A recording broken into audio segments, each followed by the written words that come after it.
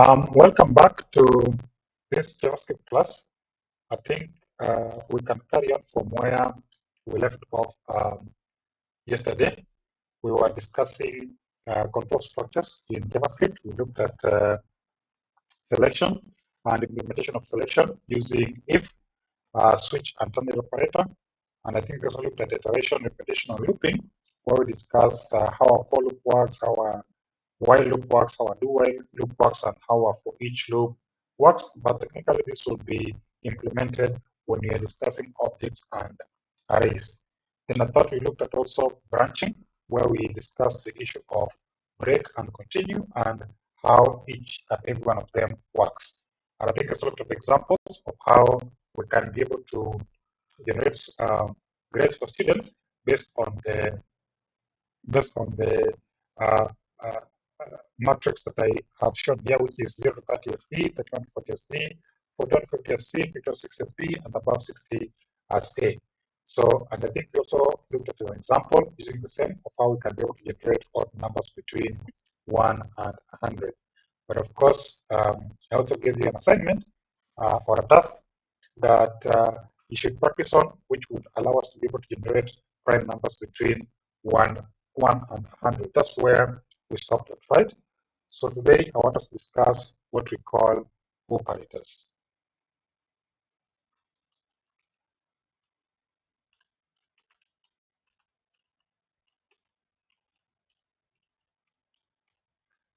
Operators.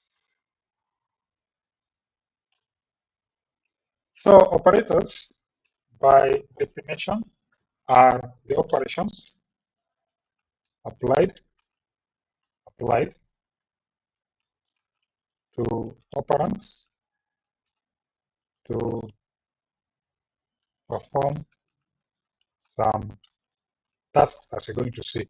These are the operations that you apply to operands. Operands could be variables, they could be just literals like numbers or things like that, that enables them to perform certain or some specific tasks. Now, generally, in JavaScript, we have 4 main categories of operators. And I will start with the arithmetic operators. So 01 is arithmetic operators. There are 5 in total, and this one allows us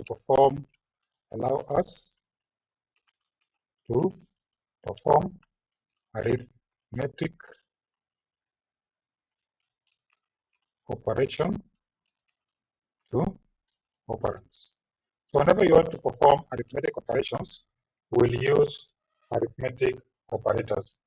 They include things like plus, minus, divide by, and modulus.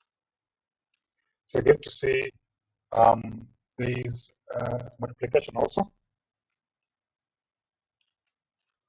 Yeah, they're supposed to be 5 in total. 1, 2, 3, 4, 5. Yeah, so these are the arithmetic operators that you have. So assuming you have 2 operands, then you will need an arithmetic operator to enable you to perform mathematical operations. So let me just give us a classic example. So what I'm going to do is I will introduce a new file here, and I'll call it operators.html. Then I'll put image here and I'll say operators, like that. Then I'll put my script here.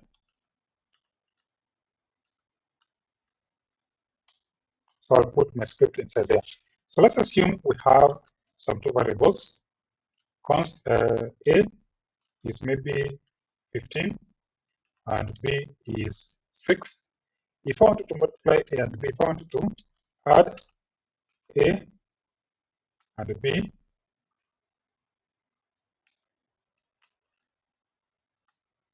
so I'll simply say sum is A plus B, as you can see over here. Then here, I can simply say document, Detroit, the sum is A and B. And of course, if I was to go live on this, I would see the sum is 21. So 15 plus 6 is 21. So if I say this one is 45, I'll probably get the answer is now 60. So this is an example of arithmetic operator. Then what I could do is I could simply say subtract A from B, and I'll say the difference is that. Then I can be able to write the difference, and you can see the difference is that. Well, I could simply say here A is that and B is that and the sum is that, and I repeat that. So if A is 15 and B is 15, then the sum is 16. If that, then the difference is 30. So probably if A minus B is that, but I can swap them up like that. Well, that would not be a very good idea like that. So you can see 14 plus 15 is 60, 45 minus 15 is also 30. Then I can go ahead and now do the multiplication, and the product is that, and I can put the product like that.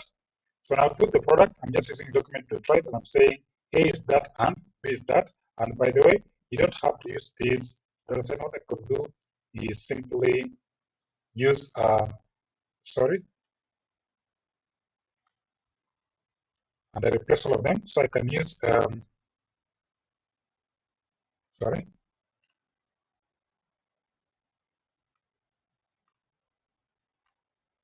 So I can use what we call template string, so that I don't have to put the pluses. So I just use the $sign to replace my strings like this. I think we had looked at this before. So with the variables, I simply enclose them in $sign, then in square brackets. So they'll still be able to give me that. Then I can be able to use the quotient again. The quotient is when you're dividing two numbers with the other. So 45 divided by 15 is 3. Then of course I have the last one, which is the modulus. The modulus of A and B is when you divide A and B, the number that remains. So 45 divided by 15 is going to be 3 remainder 0, so the modulus is 0. But if I use something like 10, then the modulus should be 5, right? Because 10 goes into 45, 4 times the remainder 5, and that 5 is the modulus. So these are the 5 arithmetic operators that we have in JavaScript: addition, subtraction, multiplication, division, and modulus. And they are based on the symbols that have been listed there, which I have also shown us here.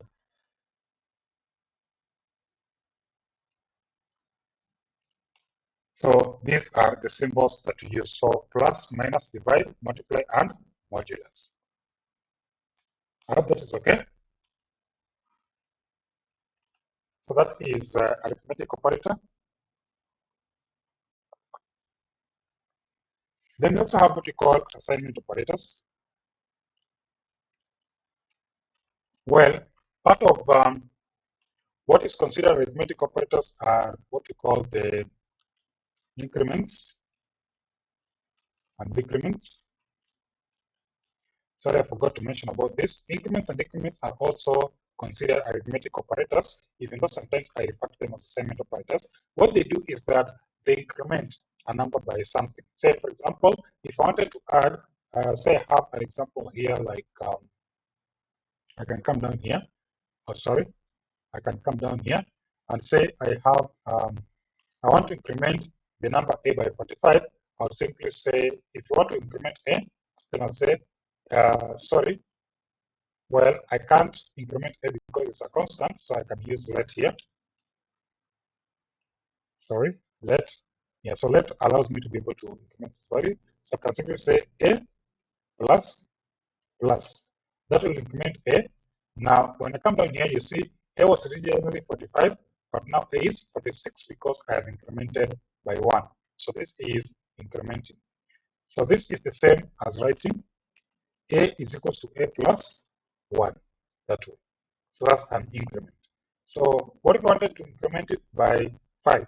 If I say A plus 5, you can see how it is. Well, that might not make a difference because the increment is by 1. So if I have to say A is equal to A plus 5, I'll simply say something like that. Then that becomes 50. But I can't come and say A plus 5, it's not going to assign it to A. But A plus plus will definitely do the increment. So again, that's something that you need to be very worried about.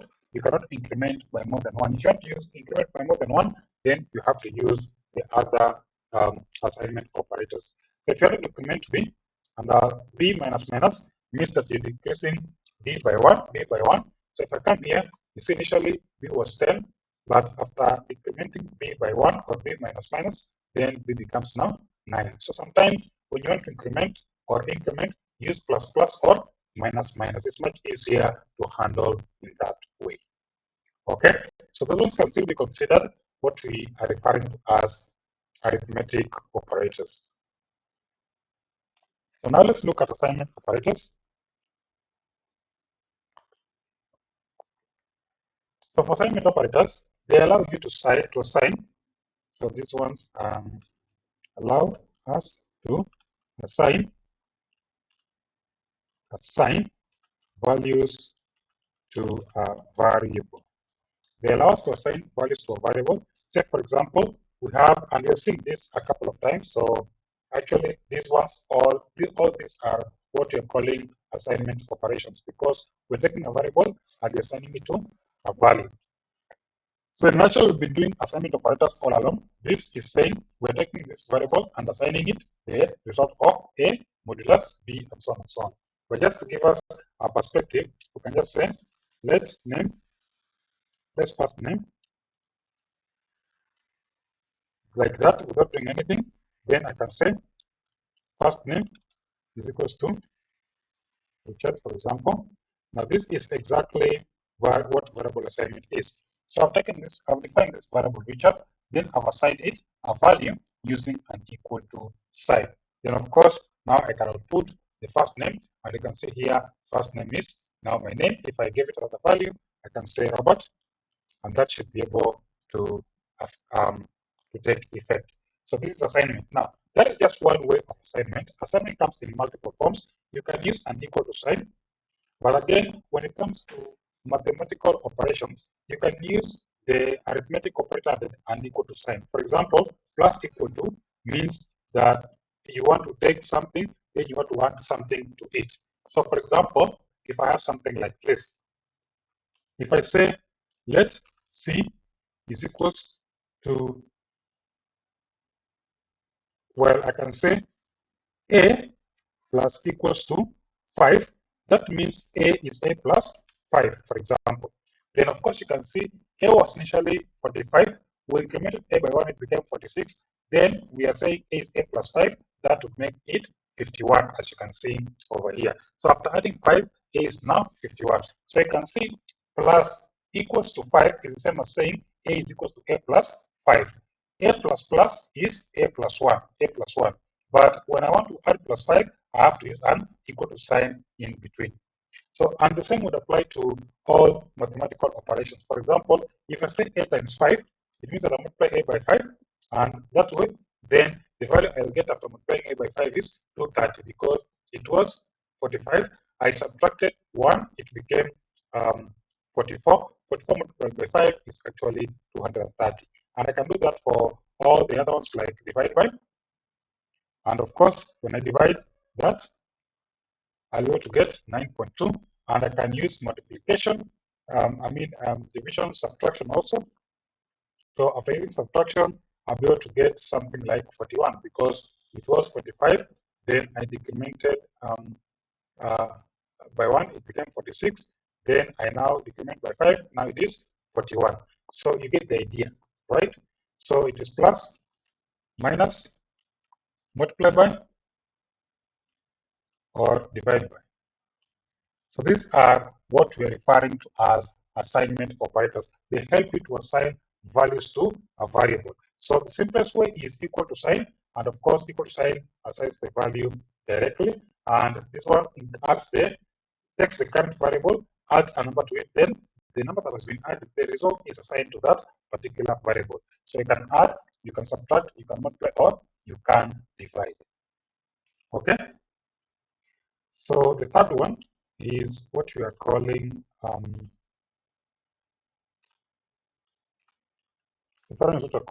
comparison operators. Comparison operators. So you want to compare a few things here and there. For comparison, you simply want to take two values or two variables, and you have to compare how their values relate to one another. And there could be things like double equal to sign, double equal to sign, triple equal to sign, I'll explain what they mean, not equal to, greater than or equal to, less than or equal to, and yeah, I think probably those are basically the comparison operators that we have. Now, let me use two variables here so that you're able to see how they relate. So I'll mask these ones off, and I'll come here and I'll say let x is equal to 10 and probably y is equal to 5. Then I want to use something like this. I'll simply say equal to. So equal to, I'll simply say const equal to. This is what I'm comparing. X is equal to equals to y. So plus plus, just make it a bit bigger. Yep. So if I write this like that, I think I'll mess it up a bit. Yeah. So if I compare that, x is 10 and y is 5. So when I say x is equal to y, it means x is 10 and y is 5. They're not equal, so that is false. But if I had made this one 10, then equal will be true because x is 10 and y is 10, so they are equal at this particular point. So that's what equal to is. Now there's a slight problem in JavaScript.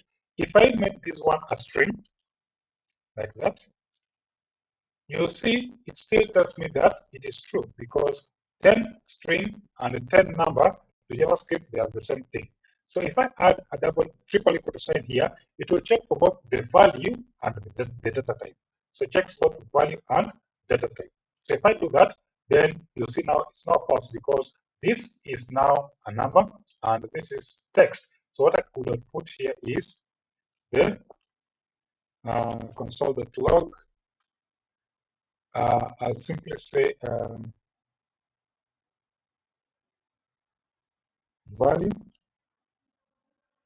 of type of x, data type for x is that and y is that. So when I have put that, well, not on console, I can simply write it on the window, on the document, so that they are on the same place. So when I do that, you'll see x is number, but y is string. That's why this condition failed at the top here, because one is a number, the other one is a string. Otherwise, if all of them are numbers, then it should be able to work out. So if they're number, then it's able to work out, even if I put triple equal to sign. So that is how the equal to and triple equal to work. Of course, when you say x is not equal to y, it will also tell you that. So I can come here and say x is not equal to y,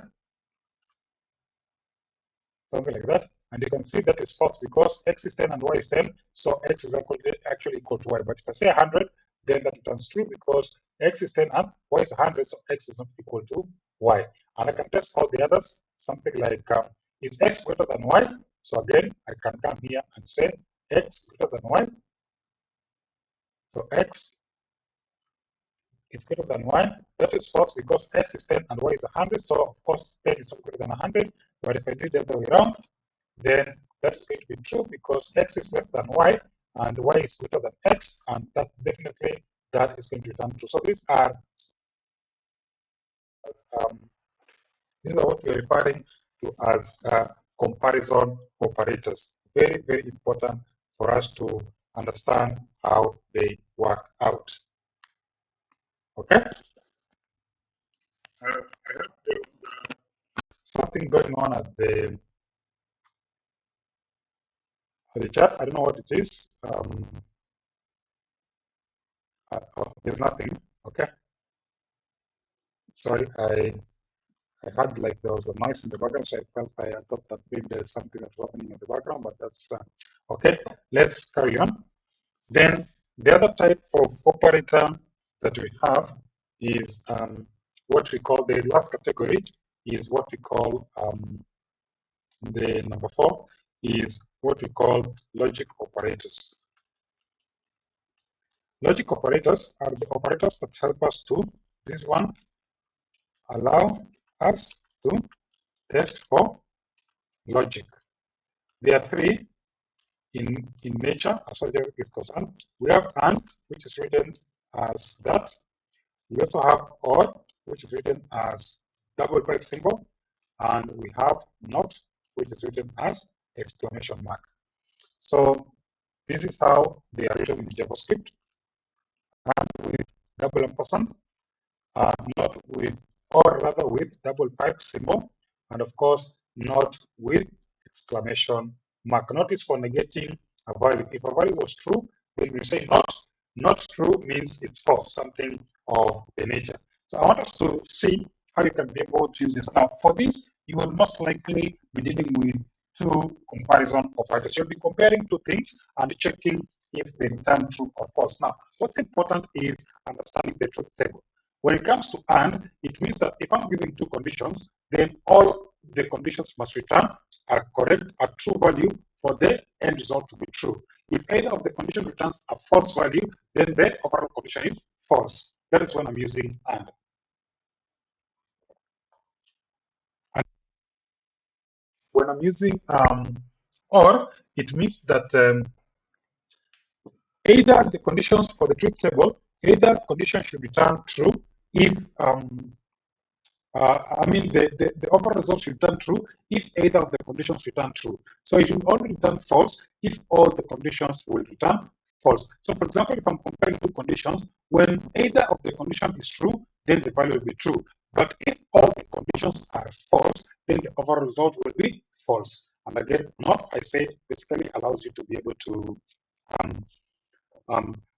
test for to negate rather a boolean where you say this is true, and when you say not true, it means that it is definitely returning false. So that's kind of like how some of these logical operators work. So let's look at examples of how they work and try to understand how to implement them.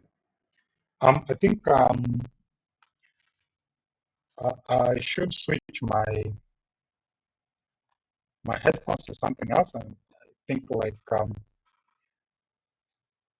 don't know why this a run out of battery fast.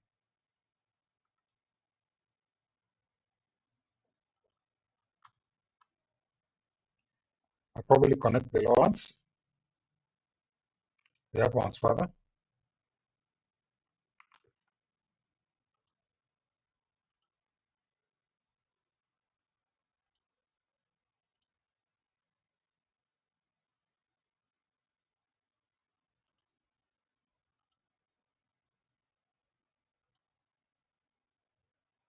So just allow me to connect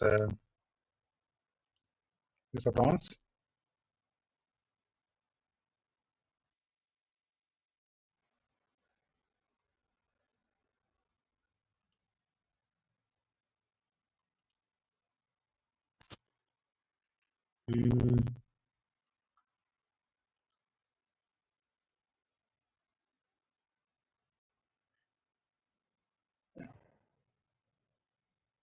Why is it taking forever to connect?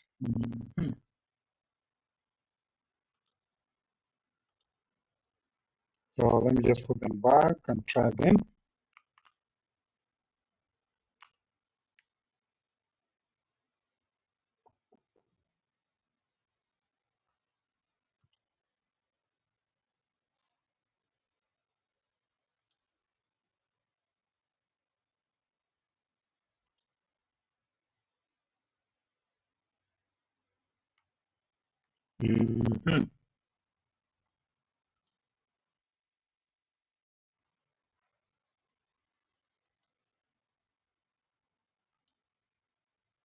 So probably maybe I need to disconnect this.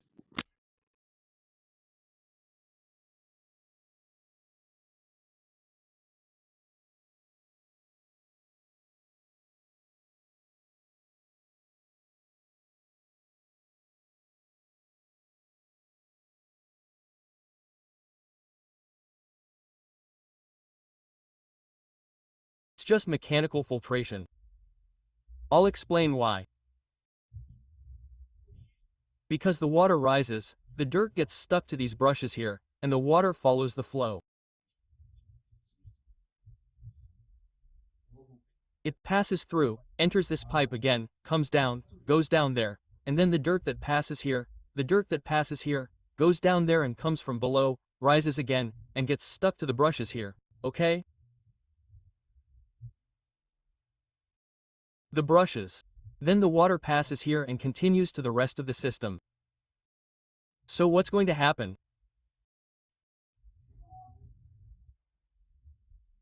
You'll go at least once a week or maybe once every 2 weeks and turn off your system, the circulation pump here.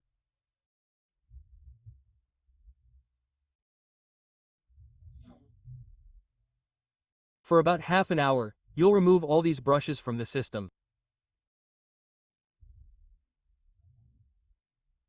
You'll wash these brushes with a steamer or a hose, clean them, wash them, and return them to their original location.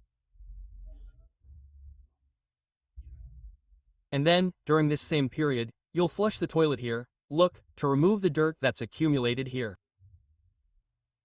You'll do this. Why? That's why I say these brushes have a mechanical function, it's mechanical filtration, okay? Now we'll move on to biological filtration, okay? And then the water passes through, comes out here, and comes out up here. Right here in this part here, look, it's a biological sponge. So, yes, it's a biological function, but you'll also wash this sponge. But it's a sponge, a 25 pixels per inch sponge, okay? The dirt that passes through here will stick to this sponge here. Then the water goes down, passes through the sponge, goes down, and passes through the biological media. That's the biological media. In this case, I used bai and brick, okay? But you can use whatever media you want. If you want to buy professional media, you can. There are several types of media you can use here. So, the water will go down here, look. It will go down.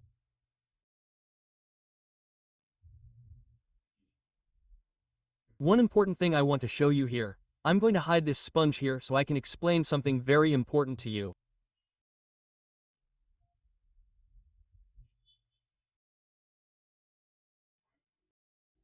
Look at the media, biological media, where the nitrifying bacteria will attach themselves here, in these media here, in the ceramic. You can use whatever media you want, okay? There are many types of media, okay? You can't obstruct the bottom of the tube here, okay? Absolutely not, because it's for water flow. So you'll put the media, but there will be a way for the water to pass through, okay? The water can't be obstructed in this part here, look. Okay? So this is a very important thing. Then the water comes from below, passes through, rises, another filter sponge. So you've already seen how many filter media the first sponge had, the second sponge, then the water goes down, passes through the filter media again. I'll hide it here, look.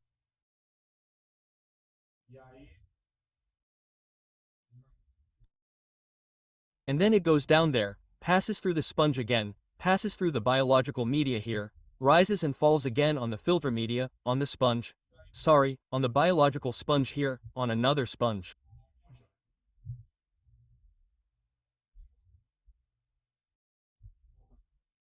Let me put the sponge back here, okay?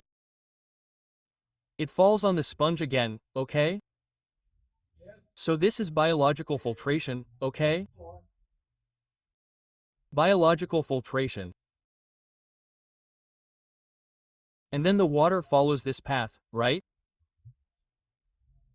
It's very important because you'll wash these brushes, let's say, every 10 days, once a week, you'll see when to clean them.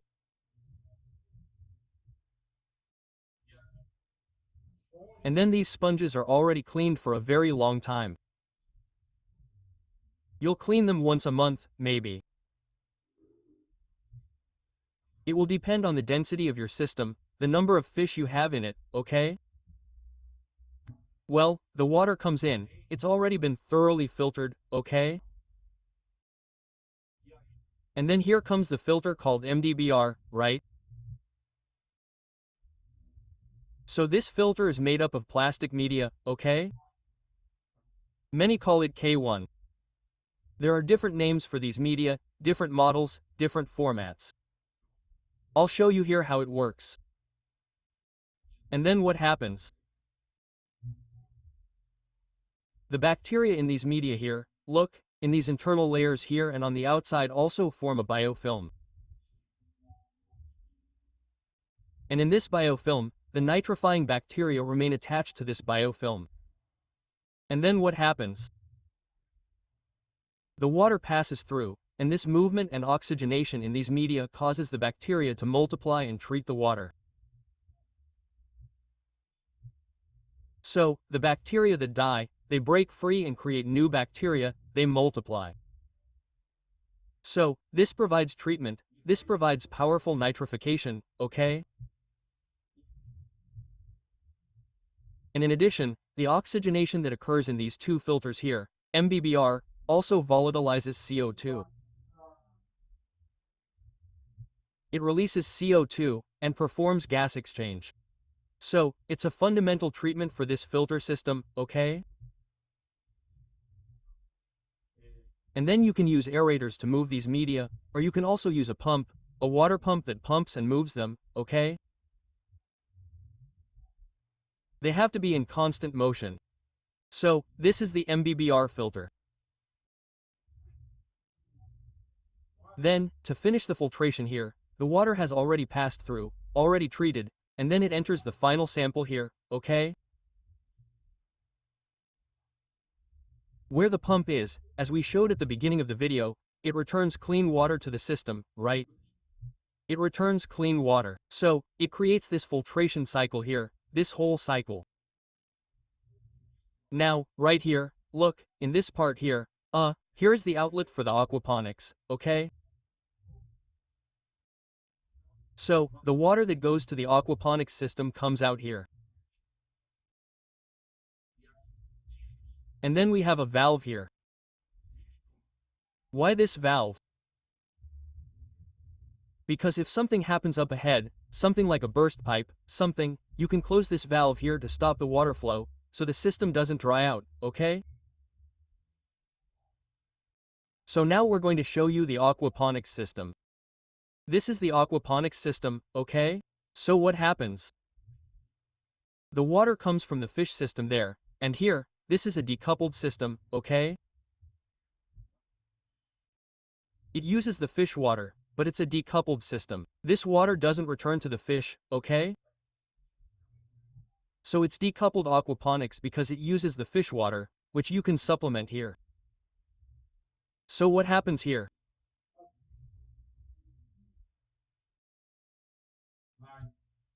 As the water evaporates in the gutters here, look, where the plants are, the system automatically replenishes itself with water from the fish system.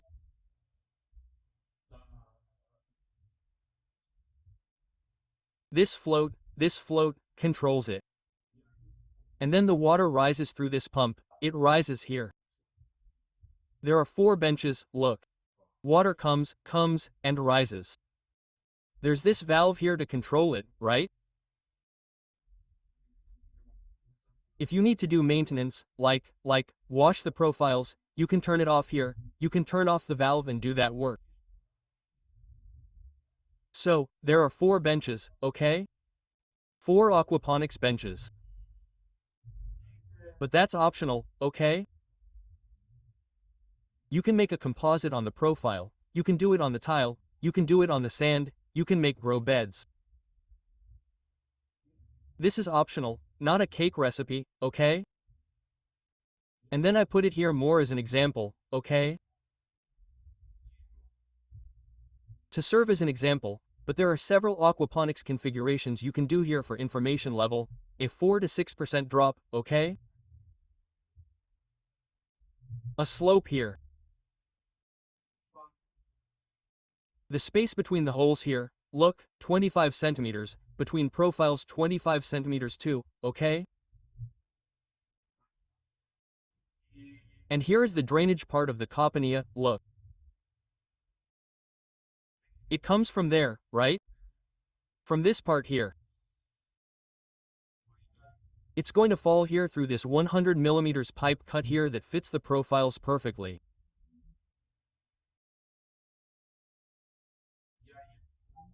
And then it falls, returns, this water returns, comes here, look, in this part here, comes from there.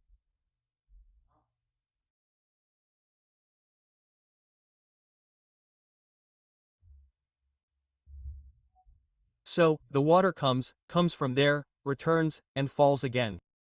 So, this is the Copania cycle, okay? The advantage of this system is that you can supplement it to strengthen the plants.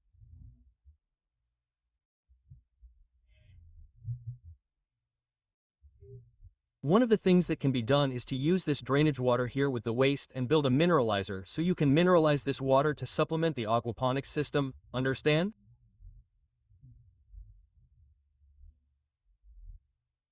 Now, we're going to show you the construction of the aeration system, right? Which is also optional, okay?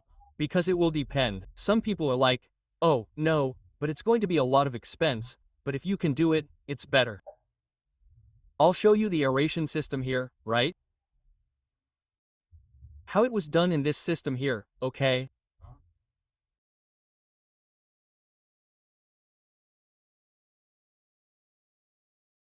Here's the aeration system. I'll show you here. There are 8 diffusers, okay? 2 for the MBBR system that will move the media I showed you, the plastic media. And then this oxygenation will do the transformation, it will do the magic, right? Let's say, the magic of the system and will improve water quality, causing nitrification. And then there's each 50 millimeters pipe here with a reduction to 25 millimeters, okay? So here are the diffusers too. I'll show you how these diffusers are made, okay? These are the diffusers, okay?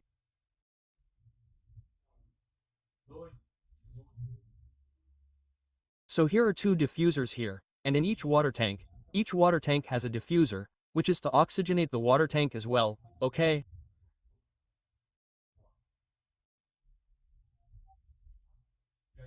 So then you can have a higher density of fish, you can have up to 50 kilograms per cubic meter in each water tank.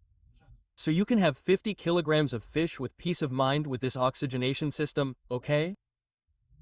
If you choose not to oxygenate the tanks, then you have to reduce the density, okay? By 20 kilograms per cubic meter, okay? But if you want to increase it, want to produce more, then you have to actually put aerators in the tanks, okay? So, in each water tank, there's one here. This is the compressor, right? Radial compressor. So, my friends, that's basically it, okay? This is a fish production system in a water tank with aquaponics. I hope you enjoyed this video, this content. And don't forget to subscribe to the channel, leave a like, okay? Give it a thumbs up, okay? And if you have any questions, we're here to help, okay? Thank you very much everyone, and see you next time, everyone. Thank you very much. In this complete video, you will learn how to build a simple and inexpensive fish farming system in a water tank from start to finish, suitable for a small backyard, whether you live in the city or the countryside.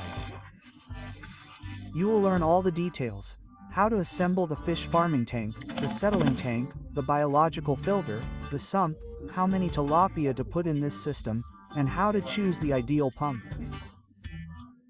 With this system, you can raise tilapia, tambaqui, and various other fish species in your backyard while saving a lot of water. Hello, I'm Carlos Allen, and let's get started. We'll use a 1000L tank and 3 120L drums. We'll build a base of blocks and cement, forming 2 circles, one larger and one smaller. We'll only plaster the outer circle, and fill the inner circle with sand. Then check if everything is level. Now we're going to take the water tank, place it on top of the base, and drill a hole to install a 50 mm flange, which will connect to the next drum, which will serve as the settling tank for our system. I'm using a 64 mm hole saw from this kit here, which is suitable for water tanks, wood, and plaster. It's of excellent quality. If you want to buy one of these, I'll leave the link below in the description. We're going to tighten the flange here from inside the water tank, leaving the thread facing inwards and the smooth part facing outwards. Notice that we've already placed a 30 cm piece of pipe here so I can align the tanks in the direction of this pipe. I'm going to use these cement bricks here to support the bottom of the drums. The ground must be completely level and compacted.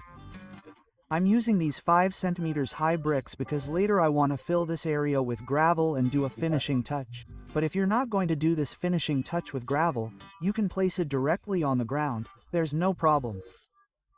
I'm going to start by drilling holes in the bottom of the settling tanks, which is where the waste will drain daily. When I do maintenance on the system, I'll install a 40 mm flange on the first and second drums. I'll also use a 64 mm hole saw to install this flange. Now, on the third drum, I'll put a 32 mm flange for waste drainage.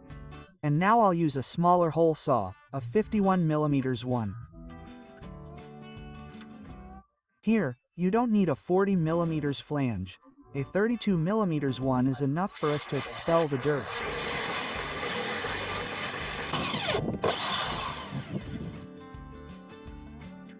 Now I'm going to place all the drums in the location, aligning them perfectly with the 1,000-liter water tank, because we're going to drill and connect the tanks.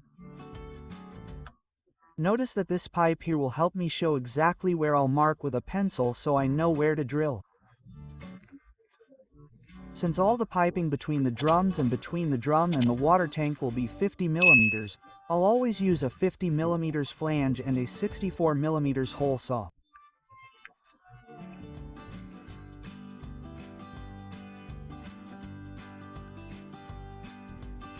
Now I'm going to take that 30 cm pipe, cut it in half, and put a union here in the middle.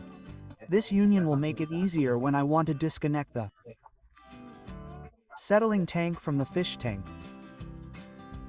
This video is complete. I'll show you until the first fish are added to this system. Stay tuned. Now I'm going to glue these two pieces of pipe to the union.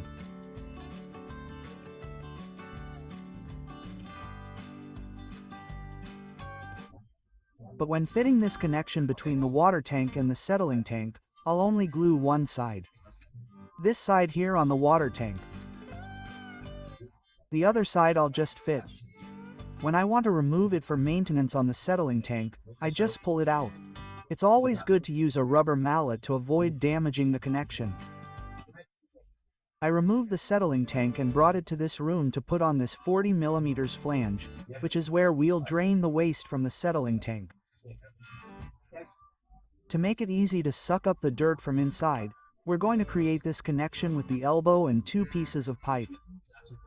The larger piece is 15 centimeters long, and the smaller one is 8 centimeters. They'll be installed like this inside. See, it'll look like this. I left a space of approximately 5 millimeters from the bottom of the decanter so that all the dirt can be easily sucked up. Now I'm going to put an adapter here on the threaded part of the flange on the outside. We'll also put seals to prevent leaks. I'm going to glue the valve here, but I'll put a piece of pipe in first. Everything will be glued. Why? Because in everyday use I could trip over this connection and it could loosen and come off without me noticing. So it's good to glue this part to avoid accidents. Look who showed up. Hey, for God's sake, man. Get out of here, problem. Your life is always looking for trouble, my brother. And there's the final result. I installed the drainage outlet this way on the 3 drums, the settling tank, the biological filter, and the saint, referring to the water tank. Now we're going to make the connections between the drums and between the water tank and the settling tank. As I said, all the connections will be glued only on one side, and the other side will just be fitted.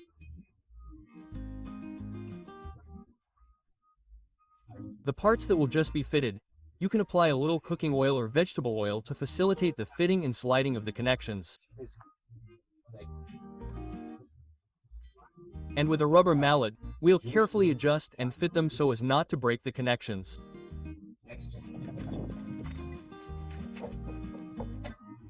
And if you're enjoying the video, please give it a like and subscribe to the channel. You'll always be welcome on this channel. Now here's a detail. How will I have to put this connection on top? Some water tanks come with this rounded part. So, with this blowtorch, I'm going to soften the plastic.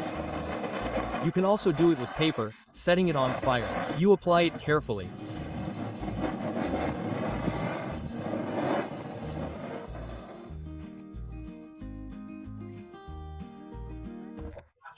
While the plastic is still hot, you'll take the connection, you'll take the flange, and you'll already have the piece of pipe fitted.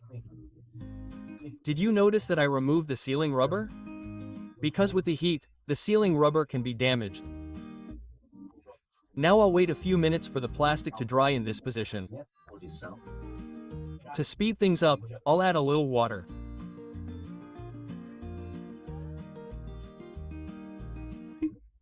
I'll take advantage of this, leave it in this position, and mark with a pencil the next hole I'm going to make in the last container, which will be the sump of our system. I'll perform the same procedure because this part of the container is curved.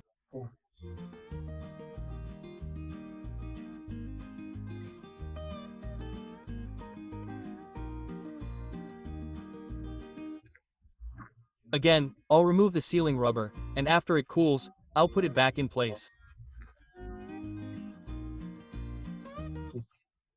Notice that now I already have the sealing rubbers in place, and I'll glue one side and just fit the other. And soon you'll see the final result of this system. It turned out really incredible, and I know that when you're making your system, many questions will arise. So, click the Become a Member button below, and in the Members area you'll have access to all the exact measurements of this project, including the materials list and priority, so you can ask me any questions. Now let's work on the water piping coming from the pump. The pump will remove water from the sump and return it to the fish tank. But during its journey, it will inject water into the biological filter. This is the great advantage of this system. This way you'll save money because you won't need to buy and install an air compressor for the biological filter, as the pump itself will already do the oxygenation. And to make this water inlet, I'm going to drill a hole in the biological filter and install a 20 mm flange. Because what matters to me here is pressure. And a 20 mm connection will give me the pressure I need to agitate the biological media inside the biological filter. I'm going to use the 32 mm piping here, which is the piping that will come out of the pump. I'm going to align this piping so that it's straight.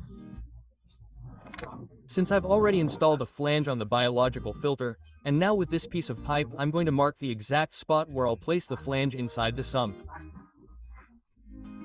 This flange is what will connect to the pump.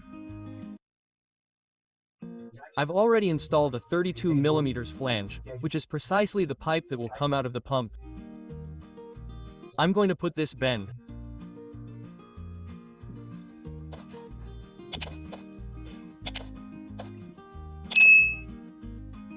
At the end of this 32 mm pipe, I put a 32 mm T-fitting, and notice that the T-fitting will fit perfectly into the valve that carries water to the biological filter.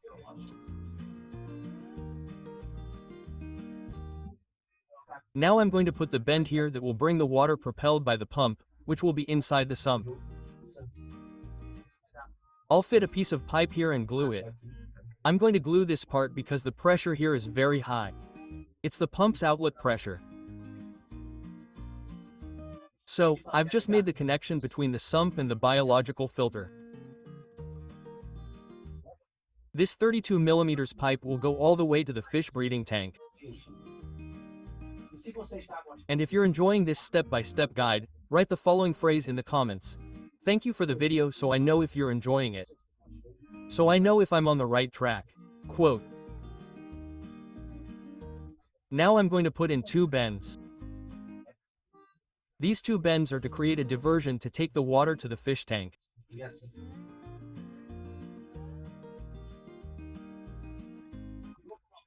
I'm going to put in a 32 mm to 25 mm reducer because the aerator I'm going to install at the end to oxygenate the fish tank uses 25 mm tubing.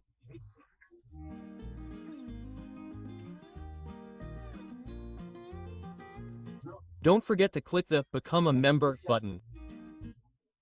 In the members area, you'll receive exclusive videos and have all your questions answered while building your system.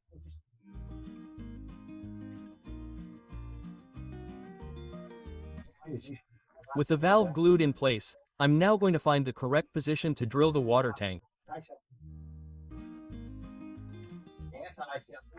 This will be the position where the flange will be in the fish tank. A 25 mm flange is being installed. You won't believe how much this project cost. Let's make a deal. If 100 people ask in the comments below how much it cost, I'll answer. Agreed? Yes, okay. This piece of pipe that will fit into the breeding box, I don't need to glue it. I'll leave this point unglued. If I want to disconnect it in the future to make any changes, I'll do it at this point here. I'll glue it at the junction of these 2 bends because it's a place of high water pressure and it could come loose over time. The function of this 25 mm valve here at the inlet of the box is to control the amount of water I want to go to the fish tank. There you go. The piping that will bring water from the pump to the entire system is now ready. And now here's something new. We've put this 32 mm T-fitting here and we'll leave the cap on because you'll have a surprise at the end. Leave it there,